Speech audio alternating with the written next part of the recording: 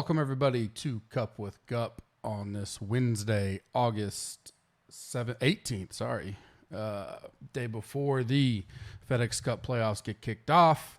I will go through my final thoughts on this week's tournament, and then we will keep it short today and get out of here and be back tomorrow for ownership review and talk a little showdown NFL preseason game tomorrow night.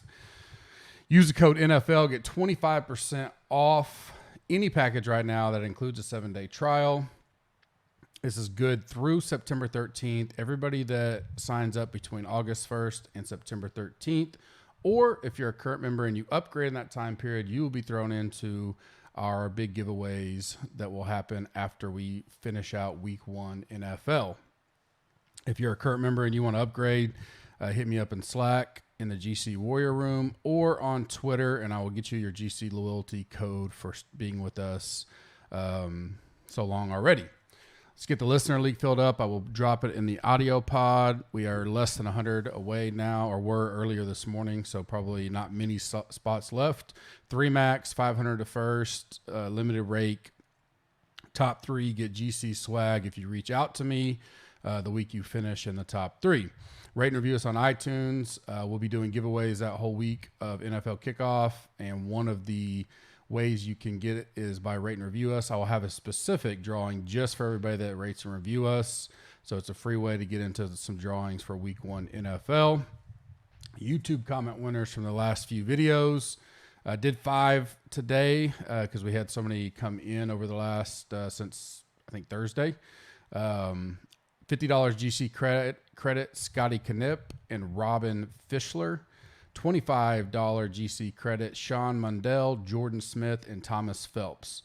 Congrats to you guys. Reach out to me, and I will get you taken care of there. Updated thoughts for me on the week. Some rain in the forecast tomorrow and Saturday. Looks like isolated showers. Nothing, wave determining or anything like that. Probably pop up. May have a few small delays, but with a little bit smaller field this week, 124 guys, shouldn't see too much of a day. Hopefully we can get all the rounds in every day. That really throws a wrinkle into showdown and stuff and betting when we try to do round 2 stuff, round 3 stuff when they're going overnight. In like last week, we had, 30 or 40 guys still with holes left. So it's hard to really break down showdown at that point. Moving up for me this week, I kind of talked about it yesterday, but JT, he was my fade on Monday.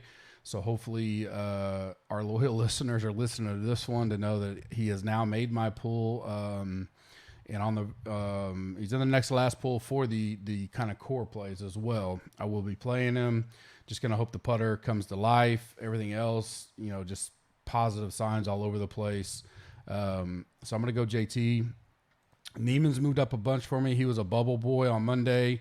I like him a lot. I like his price. I just think hitting the fair and seeing all the stuff we've seen, and we got a couple guys in Slack that are on site.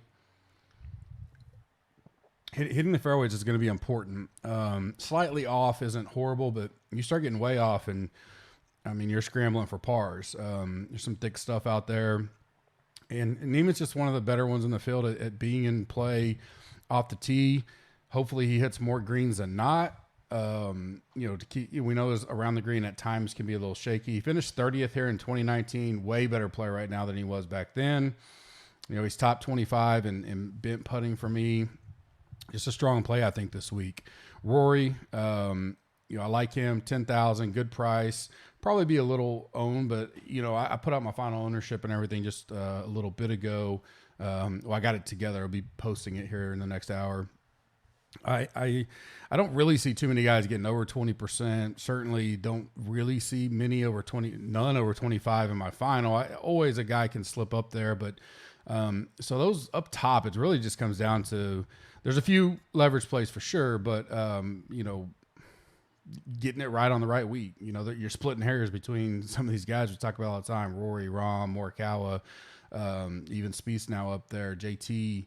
So I just kind of think he tends to turn it on in the playoffs. He was 19th here in 2013, which is probably irrelevant, but 6th here in 2019. So, he seems to be trending upwards, 12th at the WGC.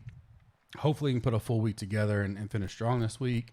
Cam Smith's a guy that's moved up for me. He's a guy I never play, hardly ever. So buyer beware there, but I think he's going to be somewhat low owned at that price. Coming in, he is a guy that my one worry about him. So with JT, it's off the tee. With him with JT, it's more putter. With Cam, it's can he keep it in the fairway? Because he does tend to spread it a lot. The one thing about him is he scrambles as good as anybody, and his around the green game is phenomenal. So as long as he's not horrible off the tee, I think he can be in contention and potentially win this week. So I like him. He moved up on the list. Fade / move down for me. Berger, pretty much strictly just ownership deal. I think he'll be one of the top 3 owned. I don't hate him per se or have anything negative to say. He can certainly play well here. Just a guy that you got to trim the pool at some point. And me moving JT back in, I felt like I needed to get someone in that fade area that I was kind of iffy on anyway. So Berger's one. I like him. I like him for the FedEx run. Just an ownership play there. Casey is 100%, an ownership type deal. May play him, but he's definitely moved down my list of where I thought he'd be potential core and all that. I think I can get Cam Smith at maybe a third the ownership for $200 less. And while Casey can be great, no doubt about it, I don't have those two that far apart where I can't just play Cam over Casey type of deal. May still sprinkle Casey if I do, 7,500 lineup type deal, but certainly a guy that's moved down for me. Tringali is a guy that now he can putt. We know that, and that's going to be his keepsake if he is there alive on the weekends. Not great history here. A 58th and a missed cut. He's ranks 111th off the tee in this field and 87th in good drives. So if he is doing that this week, I think it's going to be awfully hard for him to be in contention. I have him flirting with double-digit ownership. So Tringali is a guy I will gladly fade or be very light on at best. Probably full fade there. Grace, a guy that's kind of been steamed up some. I could see him right around with Tringali, 10, 12, 13% range. Did play well here in 2019. He's coming off second place last week. There's just so many options in the 7K that, I can spread it out there, and that may be a small spot to gain some leverage on the field. So he has moved down the list for me. Names that pop this week. Higo, I talked about it yesterday. All signs point to just a little stomach bug. I'm not going to put too much into that.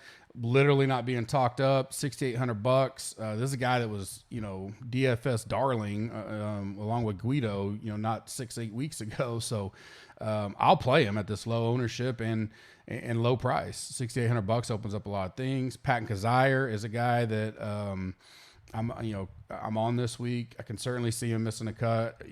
High risk, high reward type of deal with him. $6,500. Putter is going to be his thing. I kind of see him kind of like Tringali. But I just have him ranked higher, and plus he's $6,500. So, and he's going to be 2 or 3% owned. Don't need a lot of them, but I can get overweight on him, 2-3x the field very easily, and get my leverage there. And CT Pan was one that did well at the Olympics. None of that data is coming in, to whatever site you're using for stats, whether it's ours or Moose over there, Face National. I think he's not going to be popping as much as he could be if that data had been in there. A 29th last week at Wyndham, a 24th here in 2019. He's just an average on bent greens, a little less than average, but all in all for 6,600, probably going to be less than 2 or 3%. Good form when you factor in the Olympics as well. He's a guy that pops for me, has moved up the list that I will take a chance on. And my leverage play of the week this week is DJ. I think he will be the lowest owned in the 10K range. I think he could flirt with sub 9%.